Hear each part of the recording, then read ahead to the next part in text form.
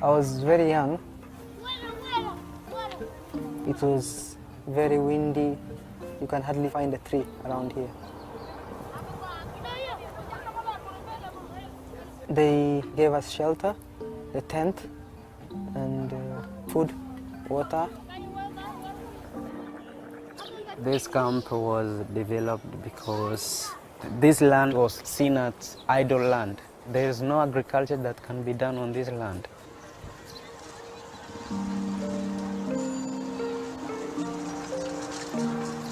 And so, because of this problem of other countries fighting, their citizens were displaced and they had nowhere to go. So the government cleared the trees around for these refugees to come and get habitat here.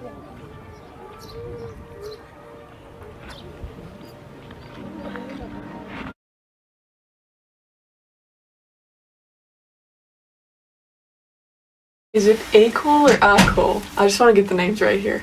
Akol. It's Akol? Yeah. That's what we're going with?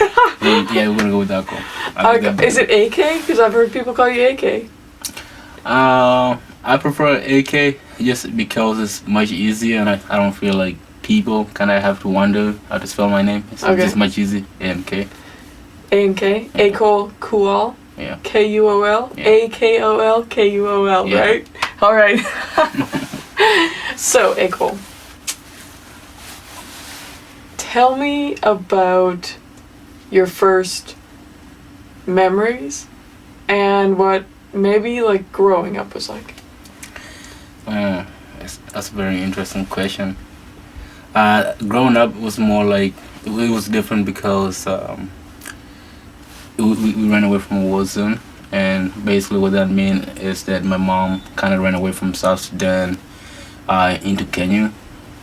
And when we ran into Kenya, there was a refugee camp in Kakuma, just outside Kenya, and it was one of the biggest refugees camps. So like basically everybody went in there, and it was cut down in groups, like group 1 to group 17, and we stayed around more like group 1, basically because it was more closer to our country. Growing up in the camp was different just because it was being protected by the UN, so most people that are living in that camp, they either gotta go through the process of being able to identify what country they came from and what tribe they came from, just because they didn't want to create the war, and that's why they cut it down to groups.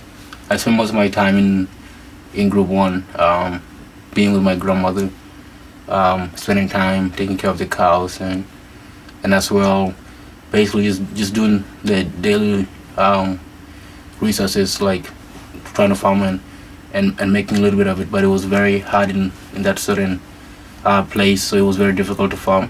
So we received our food from the UN often, and it was more like bag of rice or bag of beans, and that's how we basically survived off, and until the process of getting sponsored came, because most of sponsorship came from different countries, and that's how most of our scholarships get processed. Okay, so when someone asks you what is your ethnicity or where are you from, do you like that question? Not really, but it also doesn't really that much, just because it's a 50-50 question. Some people are wondering just because they're very interested where you came from. Right. I think some people they ask you just because it's a way of like making them feel good in a way. So right. So Kakuma is in Kenya, correct? Yes, indeed. And so when people ask you where you're from, do you say Kenya or South Sudan? It's a tough question, because when you come from Kakuma, you don't really get the welcoming that you should as much in Kenya, just because they don't really accept that part of the country as theirs, just because of how dangerous it is. So basically it is difficult to consider yourself Kenyan or South Sudan, because at the time it wasn't a developed country at all. Right, because South Sudan was only developed as a country in 2011. That's when they became independent. And prior to that, it was Sudan. And so would you tell people that you're from Sudan? Yes, I would tell people that I'm from South Sudan just because my mom is from there. And originally, when you come from a war zone where you're running away often, you usually tell people that you're from the country that your mother came from. Right. Just to make it easy. Okay, cool. How many languages do you speak? I speak 5. You speak 5? Yeah, that I can remember perfectly right now. Nice. Yeah. And so tell me a little bit more about growing up in Kakuma in the refugee camp. What you said you spent a lot of time with cows. What do cows mean, and what does farming look like in Kakuma? Tough for sure, just because it's a desert. It's very, very hot place. So it's really difficult to farm just because often most of the time there isn't rain or anything, so it's very difficult to keep our plant surviving. And as well to going to the river to get water and fetch water. It takes a while. It takes about like hours to fetch the water to be able to keep the farming alive. So it's just bringing extra work in the community that you have to do. So now basically you guys have to get water for yourself to survive, but also for the farming. So how old were you when you started farming and taking care of cows? 6. 6? Yeah. And so what does it look like for a 6-year-old to take care of cows? It's a very interesting question. Basically, like, half of the time when you're taking care of the cows, it is really difficult as well too, because you also got to avoid the animals as well too. And being a 6 years old doing that, you feel like you have a responsibility just because you see other people doing it as well too, and you feel like it is your responsibility. So you have the mentality of just wanting to do it, and the fact that you're doing it make you feel like you're grown up. So it kind of made me feel mature in a way because I was taking care of something. Right. Yeah.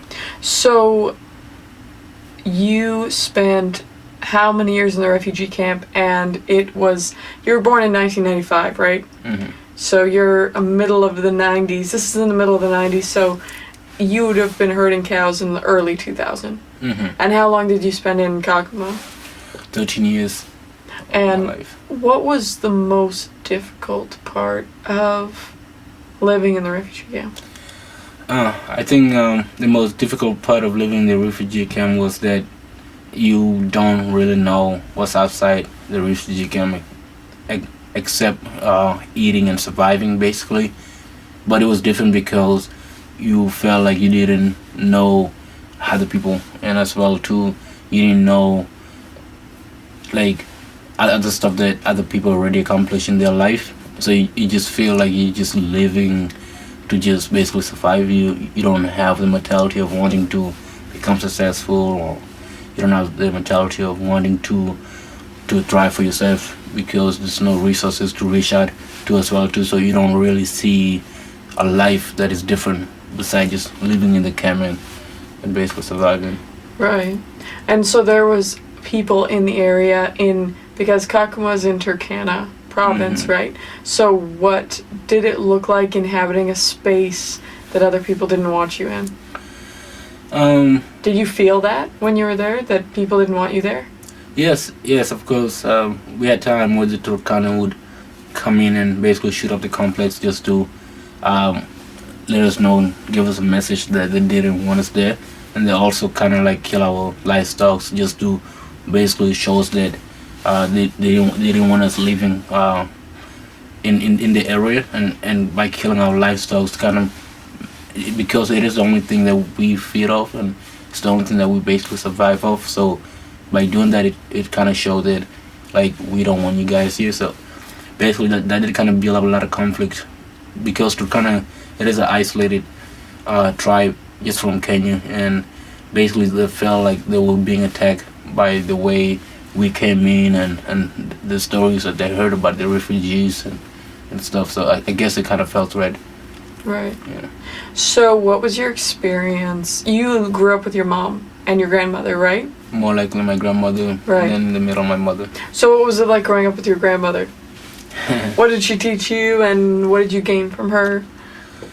A lot of respect for sure. She is a very humble person just because of all the things that she's been through in life. She always taught me to become not just only a child but more than a child, because she never really got the opportunity to be a child herself as well too. So she kind of had a feeling like that she needed to put that on me in a way, so I can tell that she was struggling trying to like make me feel like a kid, but also I felt like the responsibility that she was showing me made me more of a grown-up person. In a way. Right. How many kids did you grow up around? 9. 9? Yeah. And who were all those kids that she was raising? Was she raising all 9 kids? Yeah. So who were all these different people? Myself, my brother, my younger uncle, and as well some of the kids that were within the community. Just kids that she had picked up on the way who didn't have anyone to take care of them? Oh yeah, some of the kids that didn't have people that wanted them, so we just basically offered that opportunity for them. Were there a lot of kids who didn't have any family members who were living in the camp? Very indeed. A lot of them they either lost their families on the way, but most of the kids they get processed by the UN and they get put into people's home. Oh, in Kenya? In Kenya. Like even in Nairobi? Mm-hmm. Oh, really? Yeah. So, you didn't grow up with your dad? I didn't grow up with my dad. Did you grow up with male figures around? A lot of male figures around, yes. Most of my uncles and some of the males that were fighting the civil wars. Right. And so, how did the civil wars in Sudan affect the people that you spent time with? And like your grandmother or these different men that you spent time with, did you find that the civil wars shaped who they were and in different ways, you know what I mean? Yeah, in so many ways. Most people get affected long term, and you could tell by the way, even also in the Western country, you will often see people just living their life, but most of them they've been hurt. But it's just they praise the opportunity that they're in more than what they've been through in life. Like for example, most male men either won or lost their families in a war, or know somebody that lost a family in a war, but they're just traumatized that they carry on in life. That it is difficult to sacrifice as well too, but it also brings you back to the memories that you've been through. Right. So has post-traumatic stress been part of your life and your growing up? We can cut this out if you want, but you can talk about it if you'd like. I would say yes, indeed it did, and I think it's the way every human mind works. Is that you get triggered to remembering what happened in the past. That is a major thing, and usually I think most of the flashbacks are often what I've been through as a child, and Right. those grew up with me.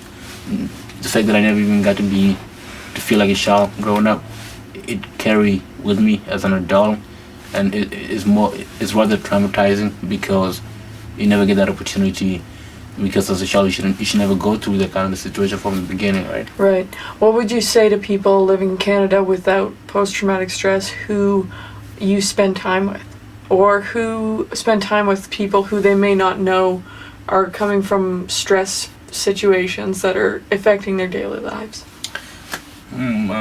Usually, the way I explain it to my friends is that even if the stress in Canada might seem different, some of the immigrants that come from different country, their stress is more of an action, more of like a war zone traumatization, a war zone like memorized that they remember that happened, and usually that look different because in Canada you can never go through such a thing because there is laws, there is that protection for you. Most of these immigrants that come here, they don't have that kind of protection from where they come from, so it become more like they have to protect themselves, and that kind of like mess with your brain in a way. So a lot of people assume that when they're in Canada that they should just receive that protection that they didn't get before, and when there is racism going on, and people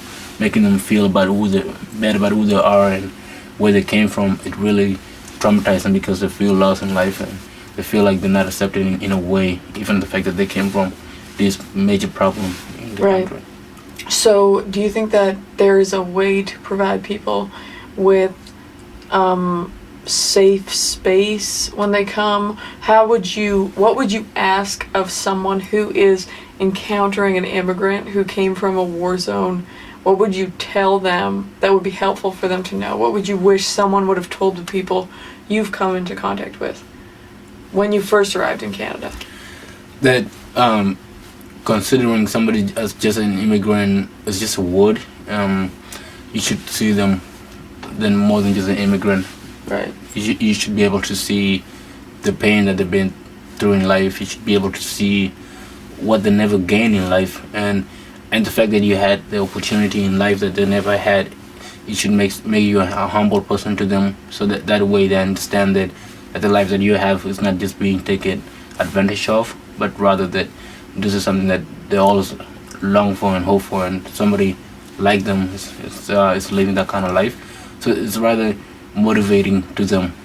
But if people use the immigrant words as something to mock people, like something to make people feel bad, it become more like they're in a war with the country that they feel accepted to. Right. Yeah. Yeah. So, going back to Kakuma, so you spent 13 years in the refugee camp. What was the process like for you to come to Canada, and how did that end up sort of being facilitated, and what was the transitionary process? Maybe answer the beginning of that.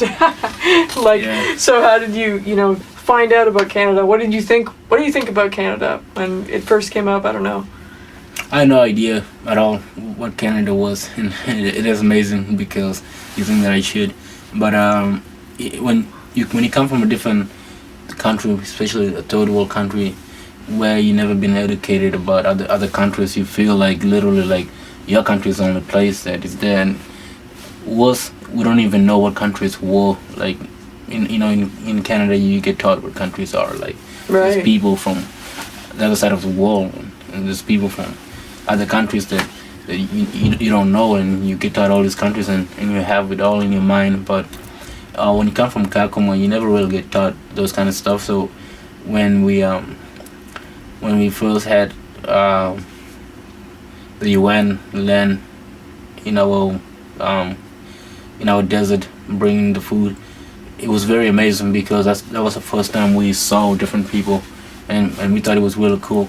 So at that point, the process began where like we were under the camp, the UN, and our name was there. So basically, the way it works is that once you become like a member of UN, you automatically get scholarships, and you automatically get sponsorship through either churches or like through the government, and that's all people that just want to sponsor. Right. So you go into a system in the Yes. United Nations like the UNHCR. Mm-hmm. And then you become a candidate out of this pool that can be picked for sponsorship. Yeah. Which in 2000 and when did you come? 2008. Yeah. So in 2008, this was prior to the refugee crisis in Syria. So your family was picked because of the advocacy of your mother, or what did that look like? Yes. How Indeed. how did you get picked above other people?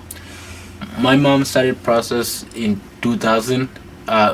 She started before that, but the way it works is that our main goal was to try and get all the families out of the war zones, and as well to try to keep them safe, because she was the oldest, so she just kind of felt like she had this responsibility to take care of. Right, so she got all of her siblings out before she Yeah. left, right? Yeah. How many siblings does she have? She has 6. 6? Yeah. And they all went to Canada United States and Australia. and Australia. Yeah. Okay. So, continue with the process. So, you're in this like candidate pool, your mom starts the process in 2000. Yeah. And what does that look like? Why does it take so long? Like, what's all going on while this happens?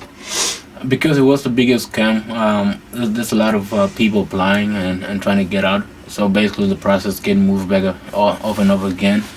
Um, the way it works is that when my mom signed up, most of my sisters, um, she didn't want to like leave them behind. So basically, she ended up getting sponsorship for two, sometimes one people, and that's when she got the opportunity to start sending out her siblings. Where one of my auntie went to America, and one of my other uncle went to Australia.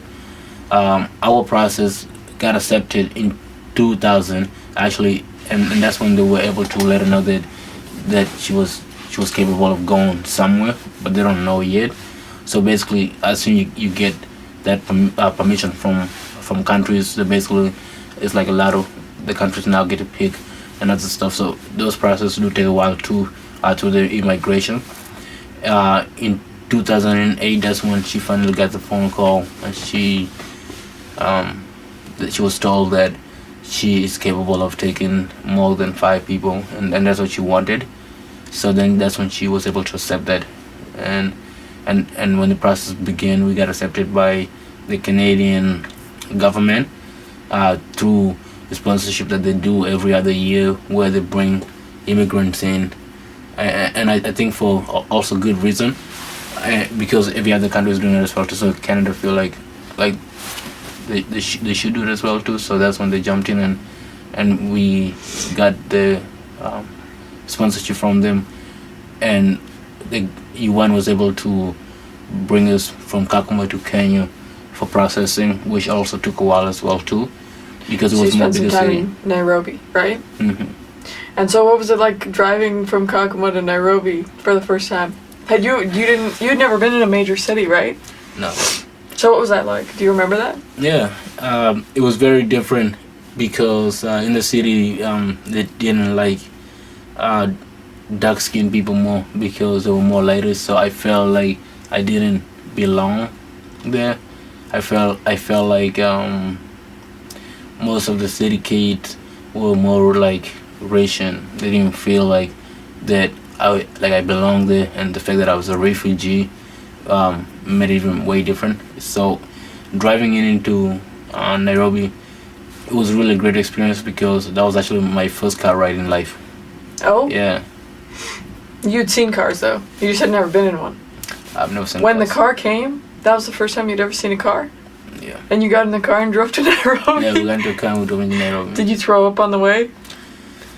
I was having a lot of fun. I thought it was like speed.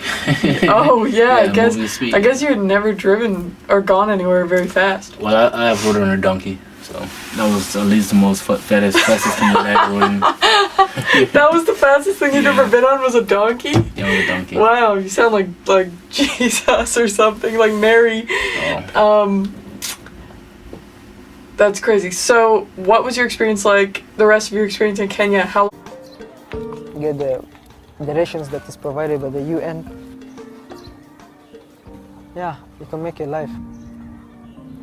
The only problem here is like you are kind of contained in this camp.